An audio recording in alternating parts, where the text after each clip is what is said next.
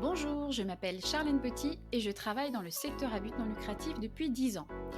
J'accompagne les OBNL et fondations dans leur stratégie de croissance et le développement de leur notoriété en ligne. Le reste du temps, j'enfile ma casquette de créatrice de contenu à travers mon podcast Philanthropio et ma newsletter Vitamine G, comme générosité.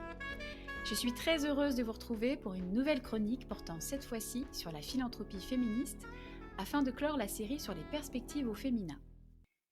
Selon l'ONU, l'égalité femmes-hommes ne sera pas atteinte avant 300 ans, soit 12 générations. On se serait bien passé d'une telle affirmation couperée après 60 ans de lutte féministe. Quand ma fille à naître dans les prochaines semaines, sa descendance féminine, la descendance de sa descendance, auront atteint l'âge de leur tour de poitrine, le sexisme sera toujours à l'œuvre. Nous avons tous une part de responsabilité pour faire de l'égalité des genres non plus un mirage, mais une réalité tangible. Et ça commence par regarder notre passé en face. La journaliste et essayiste Mona Chollet l'a très bien documenté dans Sorcières, la puissance invaincue des femmes. Elle écrit « Les chasses aux sorcières ont contribué à façonner le monde qui est le nôtre. Si elles n'avaient pas eu lieu, nous vivrions probablement dans des sociétés très différentes. Elles nous en disent beaucoup sur les choix qui ont été faits, sur les voies qui ont été privilégiées et celles qui ont été condamnées. » Elle ajoute « Elles illustrent d'abord l'entêtement des sociétés à désigner régulièrement un bouc émissaire à leur malheur et à s'enfermer dans une spirale d'irrationalité inaccessible à toute argumentation sensée jusqu'à ce que l'accumulation des discours de haine et une hostilité devenue obsessionnelle justifient le passage à la violence physique perçue comme une légitime défense du corps social. » Connaître l'histoire de la sorcellerie est fondamental pour comprendre l'héritage de préjugés et représentations négatives de la femme qui perdurent dans nos sociétés contemporaines.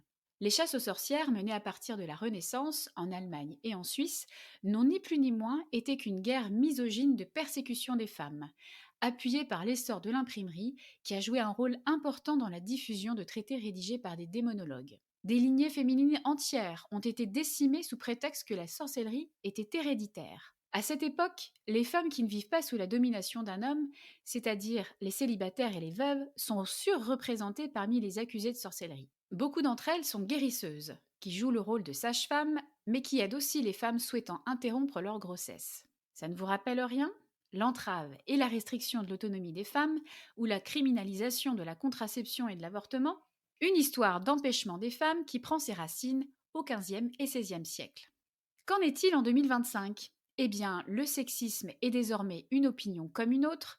Nous assistons à un backlash antiféministe succédant à l'ère MeToo, influencé par les mouvements anti-droit et anti-choix. Le phénomène des tradwives, tout droit venus des États-Unis et prônant le retour à la femme au foyer, est en plein boom. Les masculinistes ont pignon sur rue et sont même influenceurs, à l'image d'Andrew Tate, qui s'est réjoui du retour du patriarcat à la victoire de Trump. Tout ceci n'est bien sûr pas étranger à la montée de l'extrême droite et des valeurs conservatrices un peu partout. Selon le dernier rapport sur l'état du sexisme en France, nous assistons à une polarisation sociale autour des enjeux d'égalité de genre, notamment dans les médias et les discours politiques. Mais plus inquiétant encore, le gender gap entre jeunes hommes et jeunes femmes semble s'accentuer et même se cristalliser dans des clivages en ligne qui dépassent l'imagination. Le nationalisme genré s'exprime à travers des pays virtuels qui s'opposent comme des forces contraires. Par exemple, le Tanaland, strictement réservé aux femmes et dont le nom fait écho à l'insulte Tana, contraction de l'espagnol putana, rassemble 18 millions de citoyennes. Hymne national, drapeau, présidente, passeport, tous les ingrédients de l'État-nation y sont. En riposte, des hommes ont créé le Charoland, le pays des charognards, peuplé de femmes nues destinées à satisfaire leurs désirs. 2 salles, 2 ambiances. D'un côté, un pays refuge débarrassé du harcèlement et du slut-shaming, de l'autre, un pays de prédation où la femme est comparée à de la viande. Alors face à tant de retard et de recul, quel rôle peut jouer la philanthropie dans l'atteinte de l'égalité de genre ? Les fondations américaines ont prouvé dans le passé qu'elles pouvaient influencer et façonner des mouvements sociaux majeurs. La chercheuse Christine Goss a notamment démontré l'impact de celle-ci dans la structuration des mouvements féministes et des politiques de genre aux États-Unis, à partir de l'analyse de 6500 dons effectués à des groupes ou causes de femmes entre 1970 et 1990. Anne Monnier, chercheuse à la chaire philanthropie de l'ESSEC, a décrypté l'étude de Christine Goss dans le podcast La philanthropie en question. Elle nous explique que les fondations ont permis de canaliser des actions protestataires disparates vers des méthodes institutionnalisées de participation politique, et ainsi de donner la possibilité aux femmes de revendiquer leurs droits de manière plus professionnelle auprès de l'État. Agissant comme une main invisible, les fondations ont aussi aidé à orienter les priorités sur la question des femmes, leur reconnaître de nouveaux rôles dans une perspective pluraliste et déterminer la légitimité des revendications par leur soutien financier. La Fondation Ford est l'une d'entre elles. Parmi ses réalisations, on peut citer la création du Women's Law Fund en 1972, qui a été la première organisation à but non lucratif à s'attaquer à la discrimination sexuelle. L'une de ses affaires les plus célèbres a été portée devant la Cour suprême des États-Unis en 1973. Elle opposait le Conseil de l'éducation de Cleveland et l'enseignante Carole Lafleur. À l'époque, la ville de Cleveland, dans l'Ohio, avait adopté un règlement pour son conseil scolaire qui obligeait les enseignantes enceintes à prendre un congé de maternité non rémunéré 5 mois avant la naissance prévue d'un enfant. La règle ne permettait pas non plus aux enseignantes de revenir avant le début du trimestre scolaire suivant, une fois que l'enfant avait atteint l'âge de 3 mois. Une décision qui a été jugée inconstitutionnelle. Ford a également financé la 9 to 5 National Association of Working Women, ayant contribué à l'adoption de politiques importantes comme la loi de 1978 sur la discrimination fondée sur la grossesse, la loi de 1991 sur les droits civils et la loi Lilly Ledbetter sur la rémunération équitable signée par le président Obama.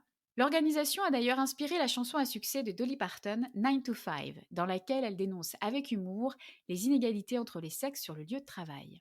L'intervention des fondations américaines a donc posé les bases de l'émergence puis de la formalisation d'une philanthropie féministe qui va au-delà du simple financement pour créer des transformations durables et ancrer des victoires législatives. Selon l'activiste et consultante féministe serbe Marija Jakovljević, la philanthropie féministe vise à transformer le secteur philanthropique en opérationnalisant les valeurs féministes dans les cultures organisationnelles et les processus d'octroi de subventions. Le fait d'être explicitement politique est mis en avant comme une distinction clé de la philanthropie féministe par rapport à la philanthropie des femmes. Autrement dit, la philanthropie féministe est plus qu'une philanthropie par et pour les femmes. C'est une philanthropie militante qui véhicule l'idée d'un changement social systémique, en l'occurrence, mettre fin à la marginalisation et l'oppression des femmes. Aujourd'hui, la philanthropie féministe doit s'intensifier car la mobilisation des fonds et fondations en faveur de l'égalité de genre progresse trop lentement, alors même que cette cause est transversale. Santé, éducation, pauvreté et exclusion ou encore catastrophes climatiques sont à l'intersection des inégalités de genre, affectant de manière disproportionnée les femmes et les filles dans le monde entier. Partout, le sous-financement est pointé du doigt. L'OCDE indique que seulement 8% des flux philanthropiques destinés au développement dans le monde ciblent le genre. Aux États-Unis, le Women and Girls Index 2024 du Women's Philanthropy Institute a calculé que les dons en faveur des femmes et des jeunes filles restent relativement faibles puisqu'ils représentent moins de 2% de l'ensemble des dons.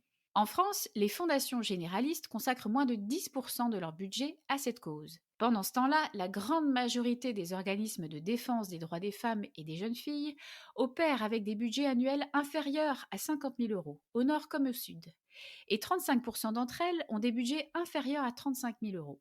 Alors, quelles sont les pistes de solutions pour accélérer et amplifier la mobilisation philanthropique en faveur de l'égalité de genre ?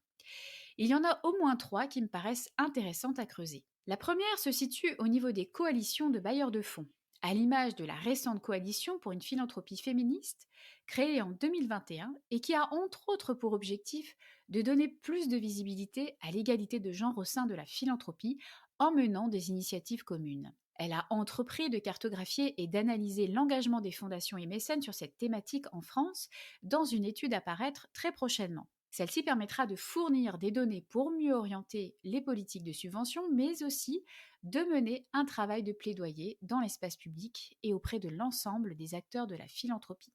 Deuxième piste de solution, utiliser la philanthropie féminine comme un effet de levier pour transformer les pratiques philanthropiques traditionnelles et intégrer une perspective de genre. L'accroissement de la richesse privée des femmes s'est traduit dans les dernières années par des dons importants en faveur de projets menés par et pour les femmes. Mackenzie Scott, en tête, a contribué à mettre à l'avant-plan la générosité des femmes philanthropes. Entre 2020 et 2022, elle a donné 170 millions de dollars à Prospera, un réseau de fonds de femmes. Ces philanthropes fortunés représentent des alliés stratégiques précieuses pour la philanthropie féministe, non seulement par leurs contributions financières significatives, mais aussi par leur capacité à influencer leurs pairs et à remettre en question les structures de pouvoir au sein des cercles philanthropiques. Enfin, la création d'une alliance stratégique entre philanthropie féministe et pouvoir public semble une avenue à explorer. Elle pourrait prendre la forme de mécanismes de cofinancement ou de partenariats financiers liés aux résultats, comme les contrats à impact social. Ces dispositifs permettraient d'allier l'agilité et la capacité d'innovation de la philanthropie féministe avec les ressources et la capacité de déploiement à grande échelle des institutions publiques. En résumé, il y a encore du pain sur la planche pour que la philanthropie féministe atteigne son plein potentiel. Nous devons viser plus haut et aller plus vite si nous voulons que les progrès en matière d'égalité de genre dépassent les reculs. Les pas en avant doivent se faire plus grands et plus nombreux que les pas en arrière pour créer des acquis sociaux, politiques, culturels, irréversibles et irrenversables. Et oui, mesdames et messieurs, c'est tout pour aujourd'hui. N'hésitez pas à nous suivre sur nos différentes plateformes, Facebook, LinkedIn, Instagram, pour plus de contenu et nous laisser vos commentaires. Je voudrais remercier Laurence Croteau et Philab pour la production et la mise en onde de cet épisode. Ici Joe McIntosh et on se dit à bientôt.